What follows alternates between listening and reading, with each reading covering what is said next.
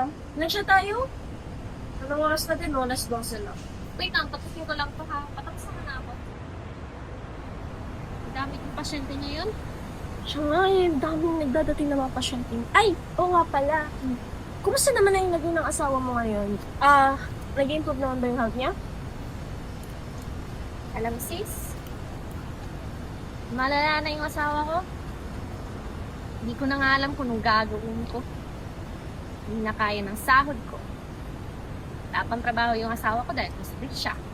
Saka isa pa kami pinapaaral. Hassle naman yun. Ay, ang hirap-hirap talaga ng buhay, no? Oo nga eh. Lalo na yung sitwasyon mo. Alam mo, may alam kasi ako. Malaki ang kita. Tapos, instant money, girl. Pero syempre, huwag mo sasabihin ko sa iba. Sige na natin ang dalawa. Ano yan?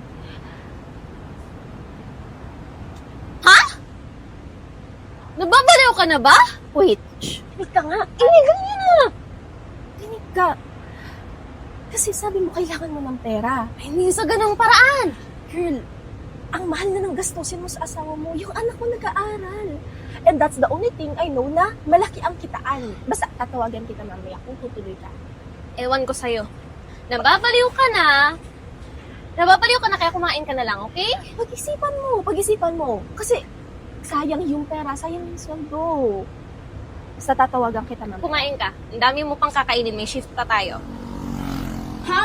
Ano ngayon? Ilang buwan na kayong gipit eh. Hoy, ako rin, ginigipit nyo na sa pinaggagawa nyo. Ilang buwan na kayong di nagbabayad. Magbabayad nga ho kami. Sa Lunes na lang po, Aling Mirna. Aba, dapat lang. Babalik ako sa Lunes ha. At kung di pa rin kayo magbabayad, manap na kayo ng ibang matitirahan.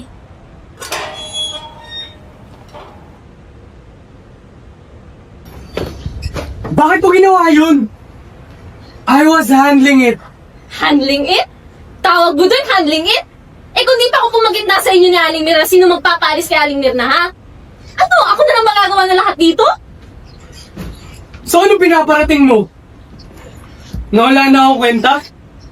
Nawala na akong kwentang ama at asawa? Sa ganon! Pero sana kahit papaano, bawasan mong gawain ko sa bahay. Kasi pambihirap, pagod na ako. Pero dahil sa mga bayarin na yan, tinitiis ko. Para sa pamilyang to, kinakaya ko. Kung pinapayagan mo sana ako magtrabaho, eh di ano? Di tayo nababaon sa utang ngayon. Wow! So ano? Ako sinisisi mo?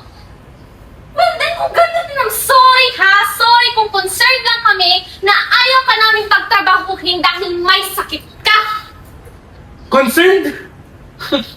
Concerned ka pa sa lagay mong yan, ha? O ayaw mo lang talaga ako magdesisyon para sa sarili ko? Naririnig mo ba ang sarili mo?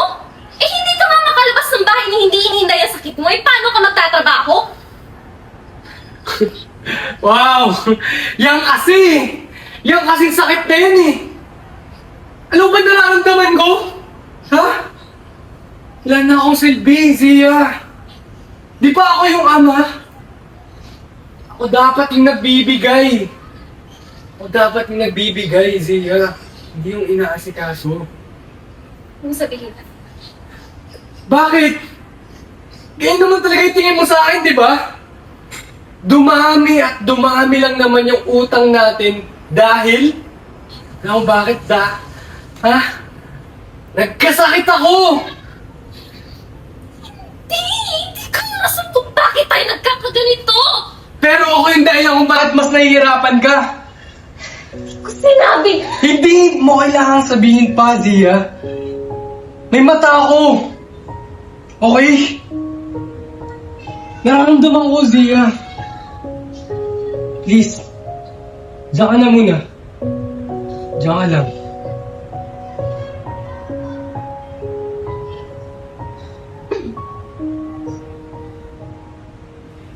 Uminom ka na ng gamot mo.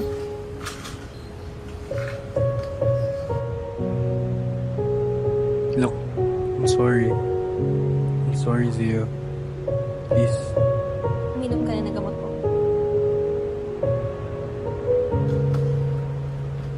Zia, I'm sorry. Please, hayaan mo naman akong tulungan ka. Kahit work from home, okay na ako dun.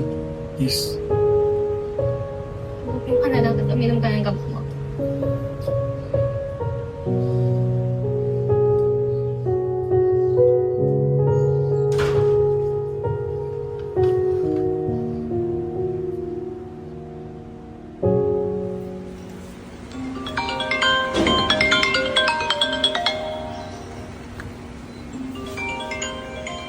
Hello? Hello, sis. Ano? Di ka pa ba sa sinasabi kong trabaho kanina? Basta ha, kung di ka, pumunta ka na lang dito mamayang 10 p.m. Hihintayin kita sa labas. Sige.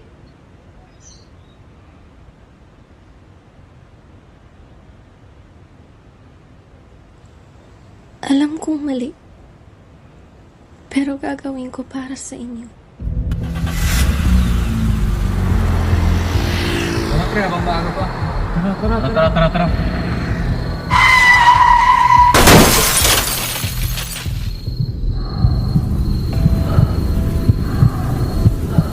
Grabe ka naman, pre. Binasag mo yung mukha.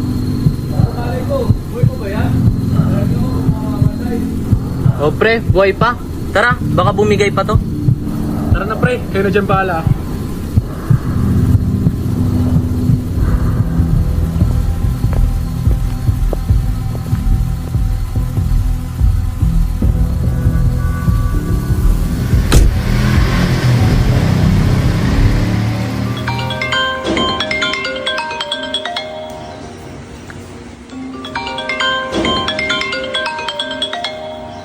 Hello? Girl, please na. Bakit? Di na daw natin pumunta ngayon. Hindi kasi marunong mag-isip yung nagdala. Ha? Di ba sabi mo 10 p.m.? 8 p.m. pa lang ah! Yun na nga eh. Pinapapunta na agad kasi critical yung dinala. Sige na, sige. Papunta na.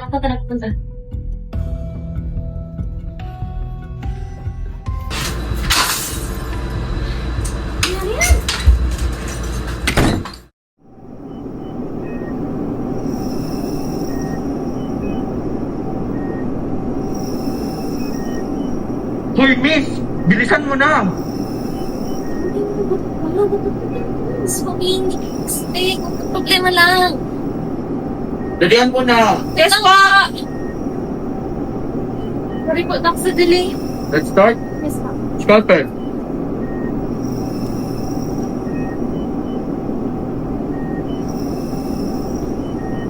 Corset.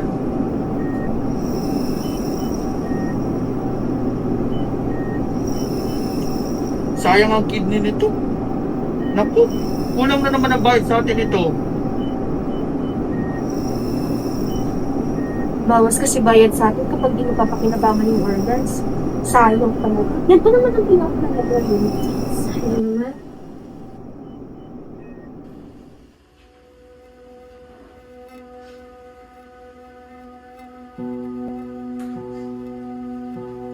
Pasensya na po sa nangyari sa inyo.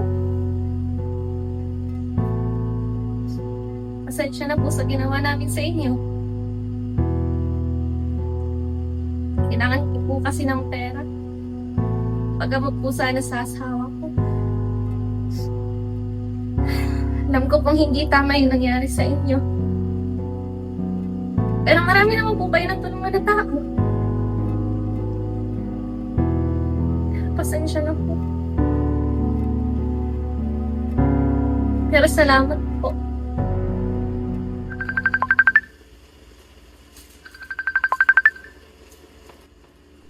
Hello? Hello, Ma. Bakit? Uuwi ka pa ba? Anong oras na po Oo. eh? Pauwi naman ako. Sige po, baba ko na. Sige. Bye-bye.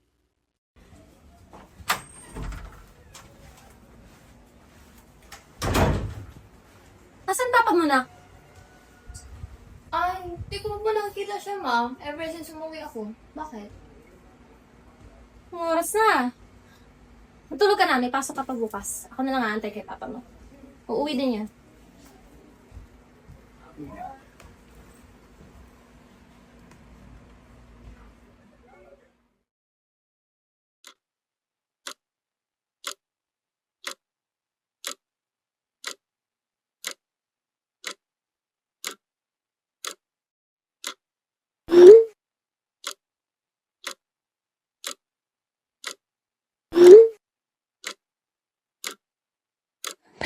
kaya siya magtrabaho.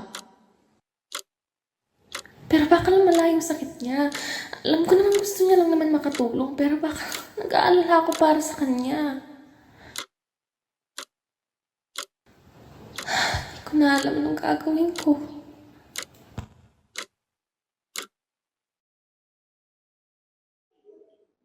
Girl, na-check mo na to si Vargas. Jumeds na. Zia! Zia! Uy! Bakit? Okay ka lang. Tulala ka.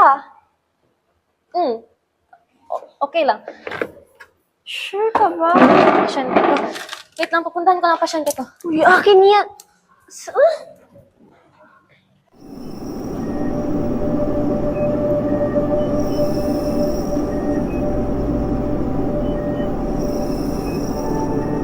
Scalpel?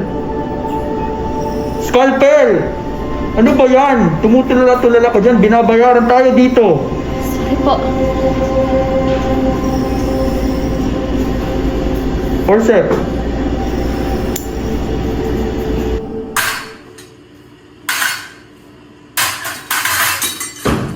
Hoy, mauna na ako.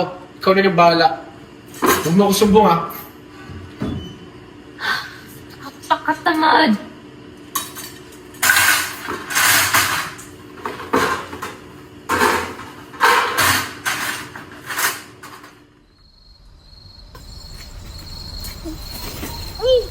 Oh, Bakit pa yung mga lalaki? bakit ba kasi sa atin pinapasok ko? Hindi lang mga lalaki yun. Sorry! Ano ba? Ibig na umuwi na tayo eh. Ay, naku. Nasadya! Imbis na tapos na sana yung trabaho natin. Dalian mo na yan. Gusto ko nang umuwi. Saan ka pala?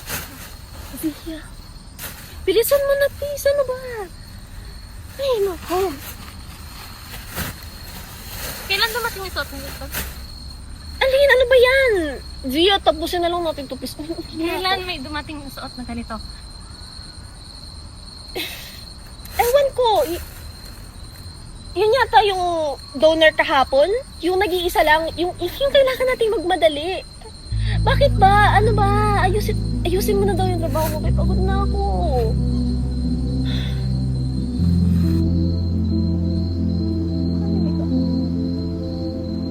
Malay nasa likod. Sinatapo na ng katawan. Ano ba? Zia, Diyos ko, damit lang to. Ay, naku,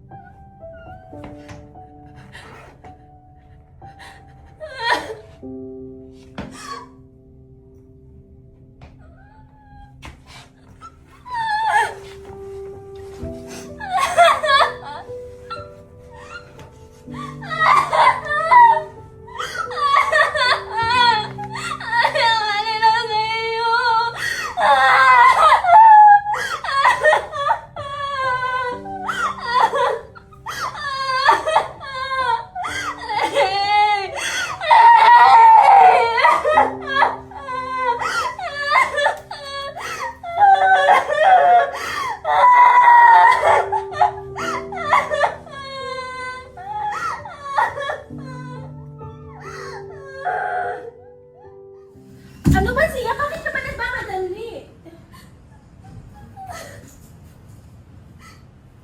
Sol! Tulungan mo ko, Sol! Ano ba nangyayari sa'yo, Zia? Asawa ko! Ano ba? Hindi kita Asawa naiintindihan! ko! Zia, oh my God. Zia, I'm sorry. I'm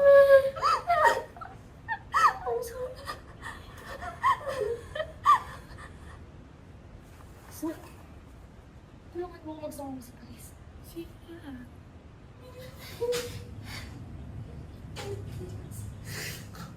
Pero paano naman yung pamilya ko, Zia? Kailangan din nila ako. Sino na lang bubuhay sa kanila pag nawala ako? Kailangan ko lang naman ang pera. Hindi. Ang alam na mali itong ginagawa nyo? Ginagawa niyo? Nagpapatawa ka ba? Kasi ikaw mismo ang umawa dyan. Ikaw mismo ang umatay sa asawa mo. Tanggapin mo na lang kasi na mamamatay lang din naman yung asawa mo. At least Tulo. Katulungin ba yung sasabihin mo? Ano nakatulong sa akin ng pagkamatay ng tao ko? Please, wag ka magsama sa'yo. Kailangan ako ng pamilya ko sa'yo.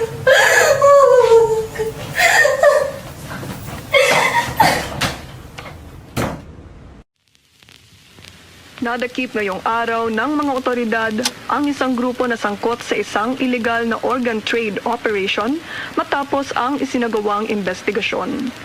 Ayon sa mga otoridad, ilang individual ang inaresto, kabilang ang isang nurse na kusang loob na nakipagtulungan at nagsiwalat ng buong operasyon ng sindikato.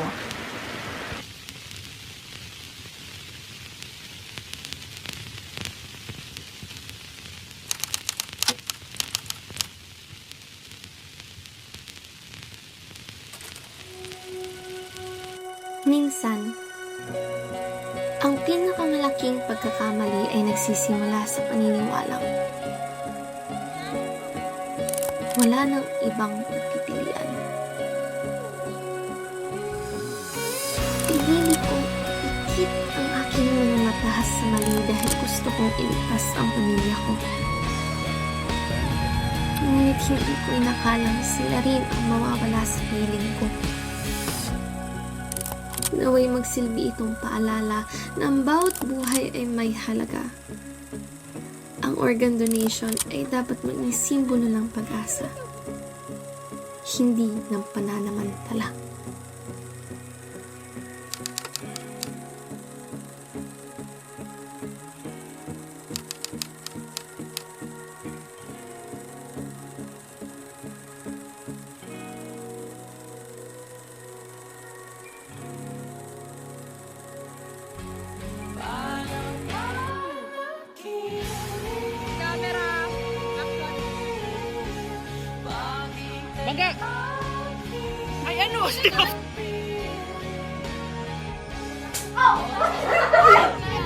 Oh my gosh, may nagdadalaga na baka.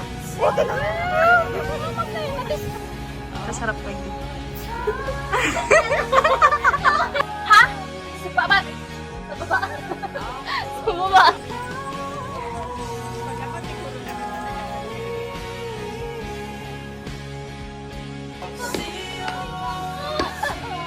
Wala.